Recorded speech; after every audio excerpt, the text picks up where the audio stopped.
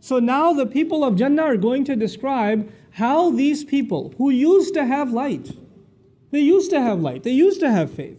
How did they lose it? How did they end up bankrupt on Judgment Day? And this ayah is particularly profound because then it will give us an insight into how does someone lose their emaan. How does someone end up taking the most priceless treasure that they can have in this life, our faith, and end up squandering it and losing it? It doesn't happen overnight.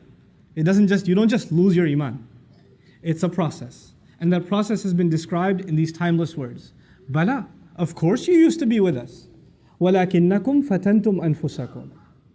However, you put yourselves, I'll do a rough translation first and I'll explain. Number one, you put yourselves in fitna. You put yourselves in trial. Fatana in Arabic actually means to put something to the test. Fatana is also used when you test the purity of gold and you melt it and impurities come out. Gold doesn't go through an easy test. It goes through a painful, burning test.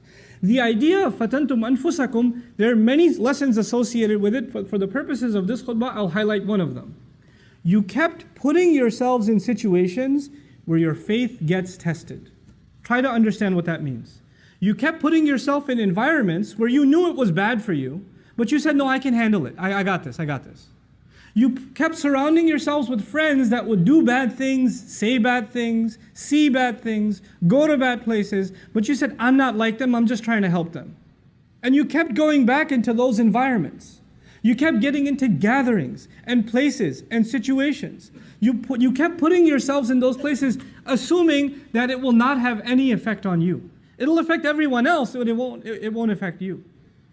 You know, the first step wasn't that these people just became disbelievers. It was actually bad company. They put themselves in questionable circumstances. And they assume that it's not going to have an effect. You know, when you are, I'll give you a silly example, but it'll get the point across. If people do a lot of cooking at home, especially if you're a desi household, you do a lot of cooking at home, the home smells like a lot of masala. But if you live there, you don't smell it.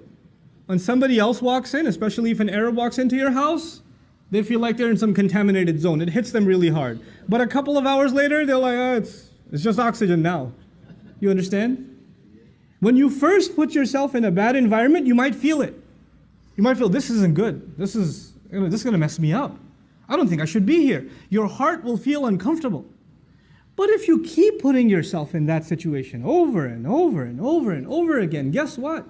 It doesn't bother you anymore. Somebody who smells, stands next to a smoker for the first time is coughing and their eyes are burning. But if they start smoking themselves a year later, that just becomes their oxygen. They can't even breathe normally without smoking. It changes them altogether. The first problem was you surrounded yourselves in a bad environment. فَتَنْتُمْ أَنفُسَكُمْ.